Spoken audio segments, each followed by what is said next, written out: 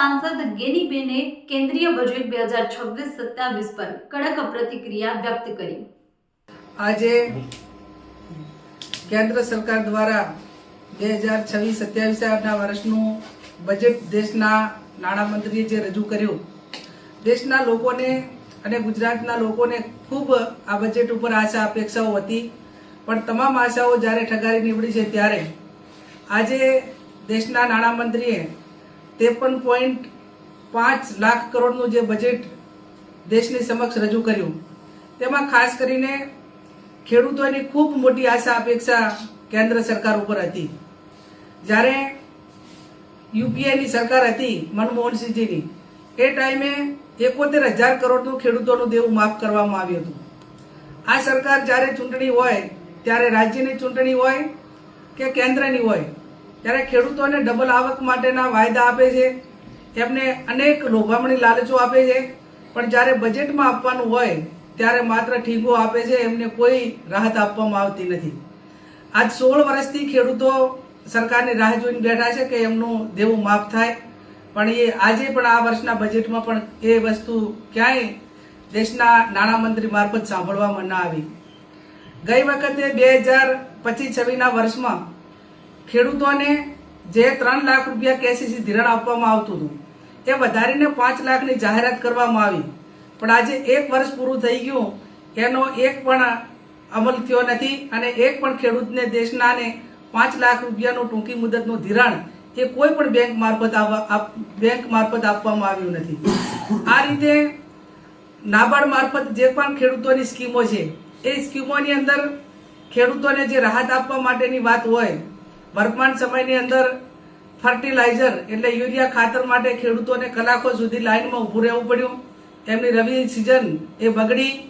આ વર્ષમાં પણ એની સામે કોઈ જોગવાઈ નથી, એટલે આવનાર સમયમાં પણ ખેડૂતો માટે કેટલી મુશ્કેલીઓ થશે એ આવનાર સમય જ બતાવશે।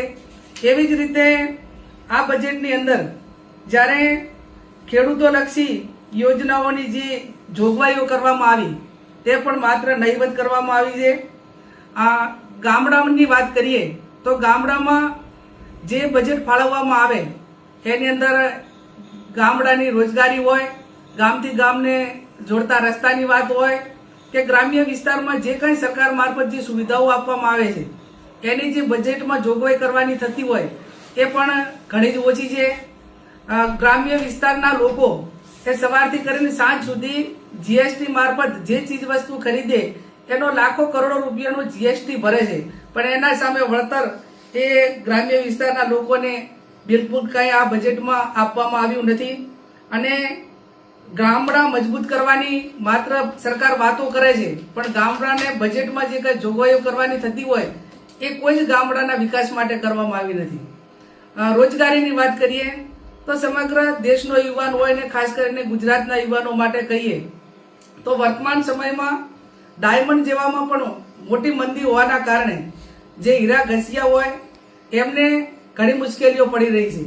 આ વખતે દેશના જે યુવાનો છે, ડાયમંડ સાથે સંકળાયેલા જે રોજગારી મેળવતા યુવાનો, એમને એવું હતું કે જેટલા દિવસ કારખાના બંધ રહે એટલા માટે કરીને કોઈ ખાસ પેકેજની જાહેરાત કરવામાં આવશે, પણ એની અંદર પણ કોઈ આ ડાયમંડના ક્ષેત્રમાં કોઈ જાહેરાત કરવામાં નથી આવી।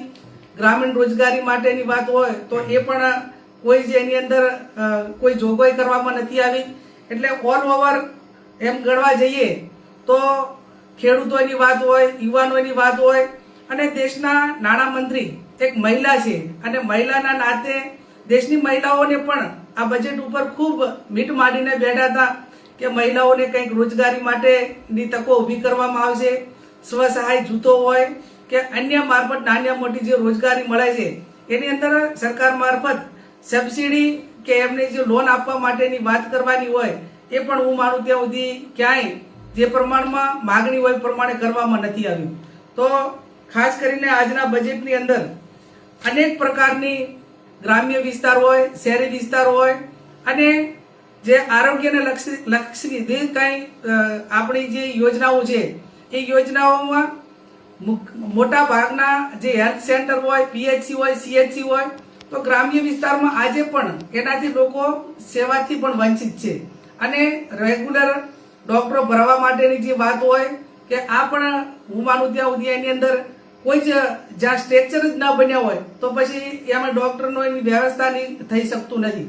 એટલે ઓલ ઓવર હું માનું ત્યાં સુધી સમગ્ર તમામ ક્ષેત્રોની વાત કરીએ તો આજનું જે બજેટ છે એ માત્ર કાગળ ઉપર છે અને દેશના ફાઇનાન્સ મિનિસ્ટરે જે મોટા ભાગની બજેટમાં જે વાત કરી એ વર્તમાન સમયની વાત નથી કરી, 5 વર્ષની વાત નથી કરી, 10 વર્ષની વાત નથી કરી, એ 2046 એટલે કે 2046 ના સપના બતાવે છે.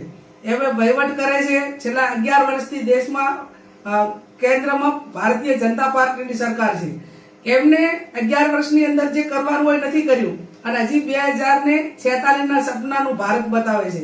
એટલે ઓલ ઓવર હું માનું છું ત્યાં સુધી દેશના લોકોને જે આશા અપેક્ષા હતી એ આ બજેટની અંદર બધી જ ઠગારી નીવડી છે, એમને અંતે નિરાશા સાંપડી છે.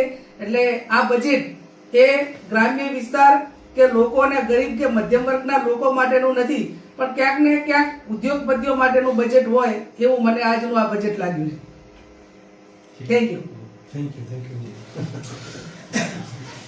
ठीक है ना.